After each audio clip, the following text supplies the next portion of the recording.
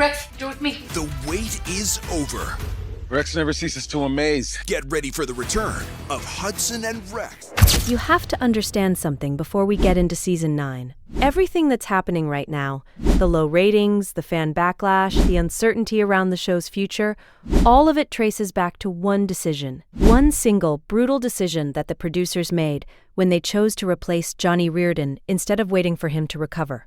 And when you lay out the full timeline, it becomes almost impossible to defend what they did. Johnny Reardon played Charlie Hudson for 7 years. 7 years is not a small thing in television. That's not a guest arc or a short contract. That's a commitment. That's an actor who showed up season after season, built chemistry with his cast, built a relationship with the audience, and became the face of the entire show. When people thought of Hudson and Rex, they thought of Charlie. That was the connection. That was the soul of the series. And Johnny didn't just phone it in either. He brought something genuine to that role. There was a warmth to Charlie, an energy, that made the show feel different from other procedural dramas. It didn't feel cold or mechanical. It felt human. And a huge part of that was Johnny. So when the news came out last Christmas Eve, it hit differently. Johnny posted 2 photos on Instagram, one before his diagnosis, one after his recovery. And in between those 2 photos was months of battling tonsil cancer, months of treatment, of uncertainty, of fighting to get back to his life and his career. And he did it. He came out the other side. He was cleared to return. He was ready. And that's when the producers made their move. Instead of welcoming him back, instead of giving him the chance to return to a role he had given 7 years of his life to, they went in a completely different direction. They brought in Luke Roberts as the new detective, Mark Hudson, and just like that, Charlie was gone. Now here's what makes this even harder to sit with. The confirmation came publicly. City TV started promoting Season 8, and every single poster, every trailer, every piece of promotional material featured Luke Roberts front and center. There was no Charlie. There was no Johnny. That was how the world found out. That was how Johnny's fans found out. And honestly, that was probably how Johnny himself saw the writing on the wall, if he hadn't been told already. There is something deeply uncomfortable about watching a man get replaced so publicly, so visibly, after everything he went through personally. It felt less like a creative decision and more like a statement. Like the show was moving on and it didn't care who saw it doing so. And Johnny, to his absolute credit, did not stay quiet. He went on Instagram and he was honest. He didn't pretend it was mutual. He didn't give some polished PR-approved statement about creative differences and new opportunities. He told the truth. He made it clear that this was not how he had hoped his 7-year journey would end. And then, because this is the kind of person Johnny Reardon is, he didn't wallow in it. He said he was healthy, he said he was working, he said he was proud of what came next, and he hoped the fans would come with him.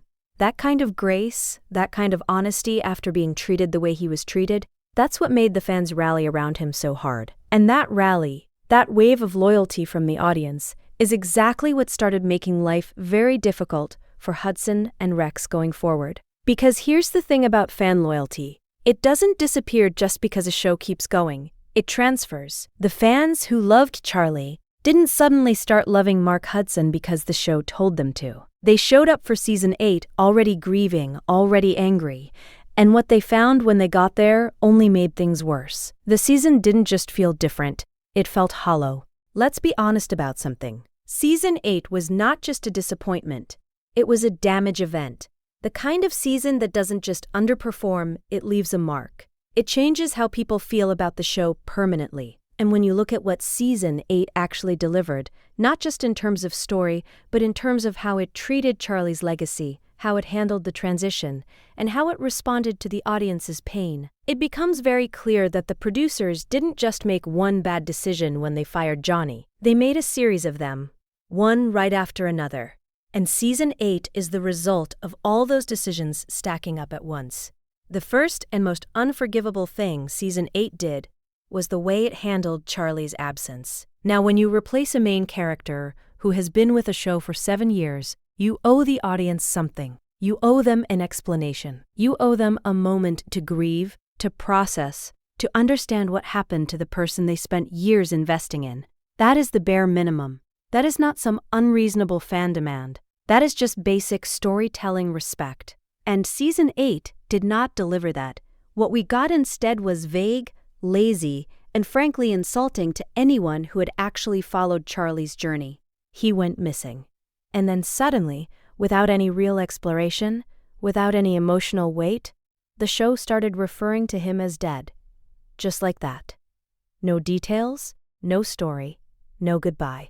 Just a casual reference to his death dropped into conversations like it was a minor plot point, rather than the end of a character who had carried the show for 7 seasons. And that's what really got under the skin of the fanbase. It wasn't just that Charlie was gone. It was how gone he was. It was the carelessness of it.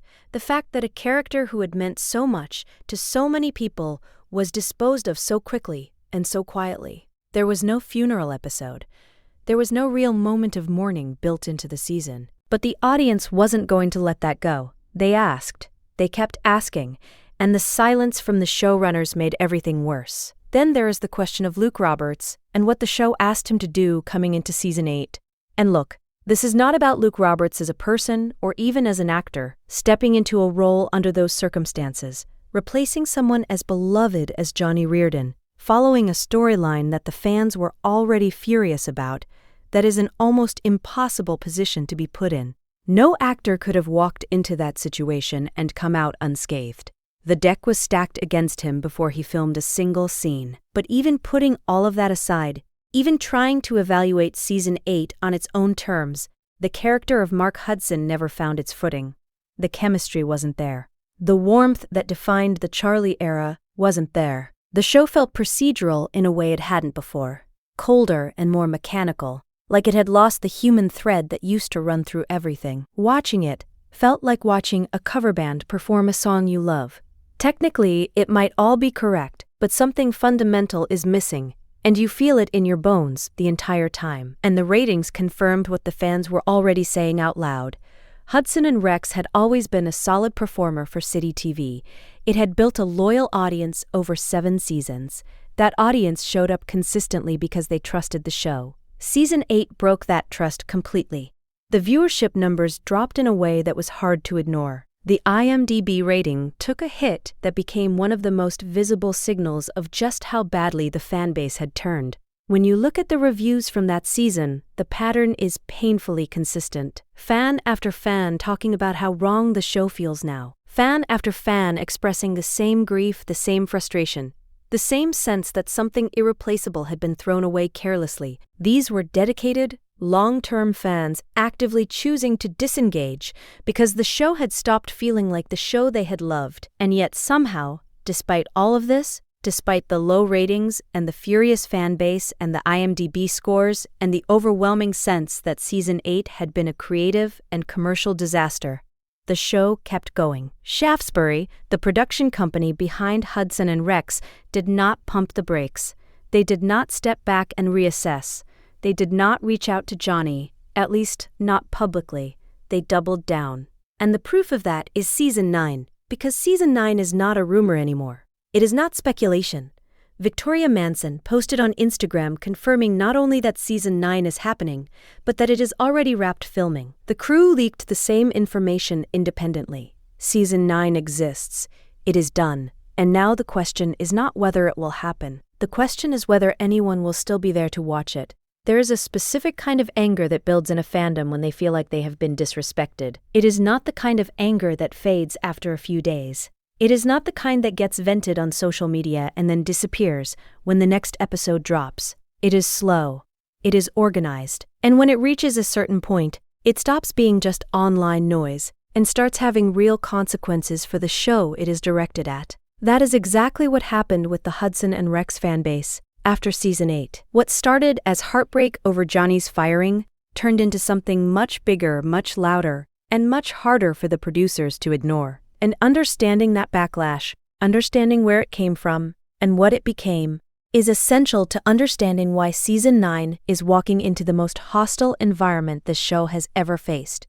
It started, as most things do now, on social media. Not in a performative way, not in the way that internet outrage sometimes burns hot for a moment and then cools down quickly, but in a sustained, personal, deeply felt way.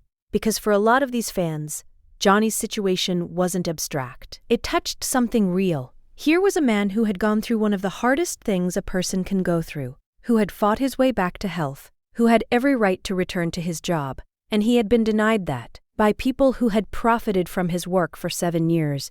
That combination of personal injustice and professional betrayal hit the audience somewhere deep, and it did not let go. The IMDb page for Hudson and Rex became a battlefield almost immediately. Review after review poured in, not just criticizing the creative decisions of Season 8, but actively campaigning against the show's continuation. The scores dropped to levels that were genuinely alarming for a show that had previously maintained a solid and respectable rating over 7 seasons. And these weren't bots or coordinated trolling campaigns. These were real fans who had watched every episode, who had followed the show loyally for years, expressing genuine disappointment and genuine anger through the only tools available to them. The message was consistent across hundreds of reviews. Bring Charlie back or we are done.